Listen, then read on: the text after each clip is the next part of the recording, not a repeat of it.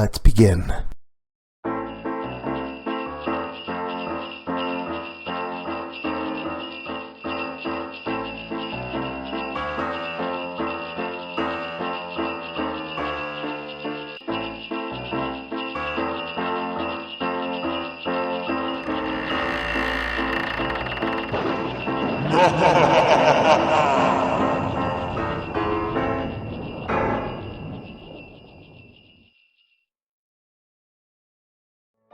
Scary Story fanatics, welcome back to Cleaving Thought from Bone, the Christmas special. Tonight, I've got something very special lined up for you. One of my absolute favorite Christmas tales turned on its head.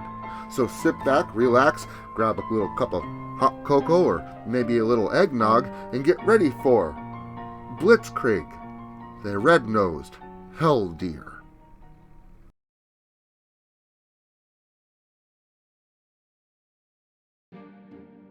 So you know Dasher and Dancer and Prancer and Vixen.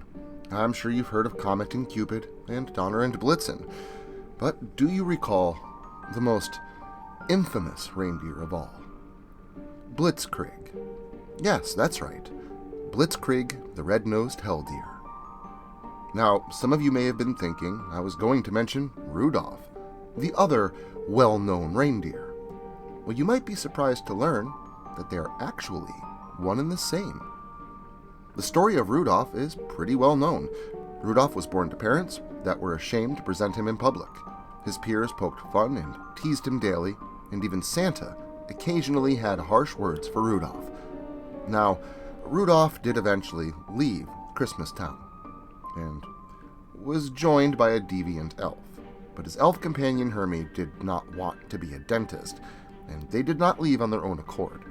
You see, the Bumble of the Arctic North had taken an interest in Rudolph's tender, meaty flesh long before he left Santa's village. In fact, when the Abominable did attack, Rudolph was forced to hide, and eventually, everyone found out that Hermie the elf was using the chaos of these attacks to cover up his sinister scheme of eliminating his competition in the workshop by feeding them to the Bumble. It took months for everyone to figure this out, as there was never any evidence of these horrible crimes left. And thusly, under Santa's orders himself, the two were banished from Christmas Town and out into the barren, cold landscape of the Arctic. Nights were cold and long, with barely any daylight to speak of, this far north in the winter. Hermie and Rudolph struggled to stay alive. Food and shelter were both scarce, and each had gotten to the point where they had begun to think about murdering the other and using their body as food. And just when the two felt as though they would go rabid with starvation, they met a prospector that had been searching for precious metals. Not only did he spy them from afar, fighting in the snow for the last scrap of food that they had raided from a nearby rabbit hutch, and the man formulated a sinister plan. These two seemed to be out of luck and at the ends of their ropes. For the promise of a little food and water, they would likely do whatever the man asked. So he approached them and made them an offering regarding something that he had been planning for a very long time. It was as cold and dark as it gets at the North Pole when the trio arrived at the island. Although the king, a lion with dark black feathered wings, explained to them that they had landed on the island of misfit toys, and although Hermie and Rudolph pretended they were only just now learning this information, Yukon, the man prospecting for metals, had already filled them in. While the king and the rest of the toys explained their plight, even putting on a small song and dance for Rudolph and Hermie, Yukon was making his move. And when it was over, the three of them made off with everything in the king's vault. It was no gold mine, but the theft netted them a nice sum to split between the three of them.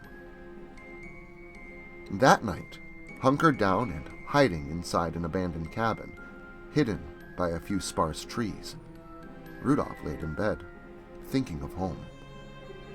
He had certainly survived, even learned a thing or two, but he wasn't satisfied, not even with the money. Rudolph knew he had greatness in him, something that had been overlooked by his own family, his peers, and even Santa Claus himself. He knew his worth, and left with the lackluster of the haul they had brought in. He began to focus upon revenge instead. But how?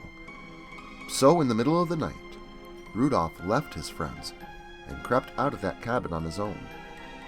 He knew what he had to do.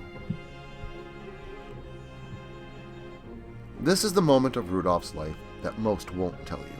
But growing up doesn't take place overnight, and a journey is more than just a destination. Rudolph ventured deep into the dark reaches of the Arctic alone. Few ever dared to head this far into the crags and crevices of the glacial freezes and mountainous terrain, and those that did rarely returned. Even Santa himself stayed as far away from this place as possible, for everyone knew that he lived here, the darkest of all Christmas spirits, and the enemy of the holiday itself, Krampus. It was on one particular lonely night, not unlike so many others that had come before it, and the young deer whose antlers had just begun rebudding after his spots had faded with his new coat had no reason to think that anyone was lying in wait.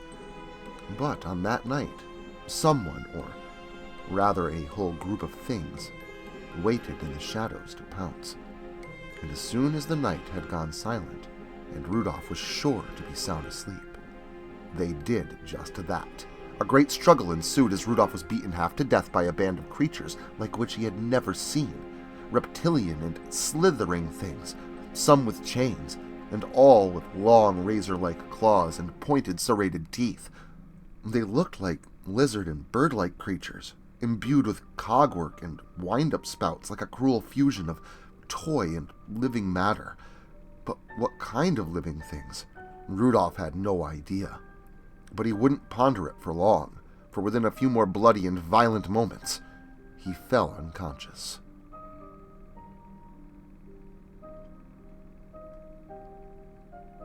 The first time he would awake, he found himself trapped in a dark, cold stable. Wallboards with gaps allowed for the howling winds of the Arctic to penetrate them with ease. He didn't know how long it had been since he had been placed there, or how long he would remain. But by the time he was granted an audience with Krampus, dragged to his throne and tossed at his hooved feet, he was, albeit emaciated, fully grown, and now sported 6 points on his antlers. Krampus chuckled and gloated at his prize, satisfied to the brim over having one of Santa's precious reindeer.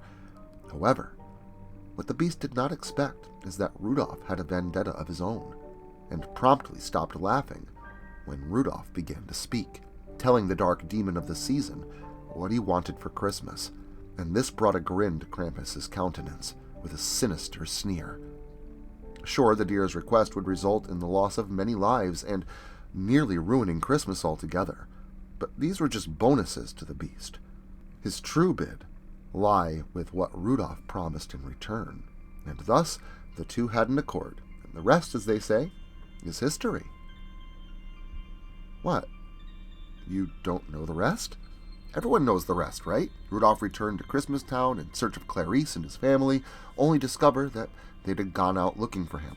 Rudolph tracked them to a snow cave on the highest mountain, which also happened to be the Bumble's lair.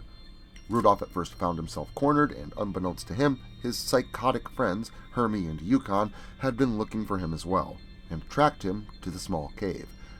With Yukon's knack for making other things do his bidding, and Hermie's love of torture, ripping out each of the Bumble's teeth by the roots, the group had been saved. Everyone at first thought Yukon had died with the Bumble after he had lured him off a nearby cliff and fell with him. But upon returning to Christmastown, all were delighted to learn that Bubbles can't die so easily, and he had broken Yukon's fall, both surviving. In fact, he had bounced twice. But no, Bumbles aren't supposed to bounce. And right on cue, a massive blizzard blew in and threatened to ground Santa's sleigh. Unlike what most believe, half of Santa's team was either injured or sick, including Donner, who had a leg broken by the Bumble. And just as Krampus had promised, Santa had no choice but to ask Rudolph to lead his team that night. Rudolph saved the holiday that year indeed, but all by design. For you see, that is why we don't see Rudolph depicted very often after this one single year. Santa's team mended and got well, and although Rudolph got the accolades that he wanted for so long for a single night, his time was up. His fur turned a deep black. He had gone savage and attacked the other reindeer, and once again had been banished from Christmastown. By the time he had wandered back to Krampus's lair, deep in the mountains of the Arctic, his mouth salivated and ran runny with drool, and the lustrous glow of his red nose was now matched by his 2 red eyes, and his new master had given him a brand new name, Blitzkrieg. So, if you see a dark shape with antlers and a glowing red nose this Christmas, don't rejoice. Hide, run, and avoid him at all costs, because Krampus has come to town, pulling on the reins of Blitzkrieg, the red-nosed hell deer. Well, now we've all learned something new about a very, very special reindeer, and I hope you all had a very tall cup of fear tonight. But don't fret, Christmas is just around the corner, and so is more gore galore. So until then, make sure to like, share, subscribe, and turn on notifications so I can catch you all again next Saturday.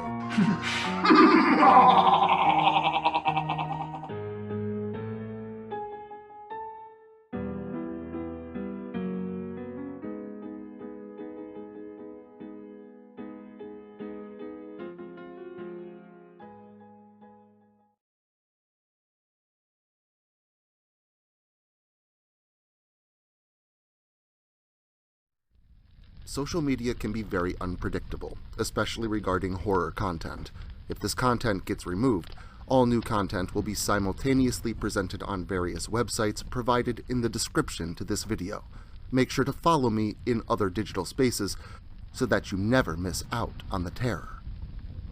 Also, if you like this video, make sure to leave a comment and hit the like button. It helps the channel a lot. If you're new to the channel and you enjoy what's here, consider hitting that subscribe button and the notification bell so that you never miss an upload. Writing is a dream of mine, and it's all of you that make that dream come true.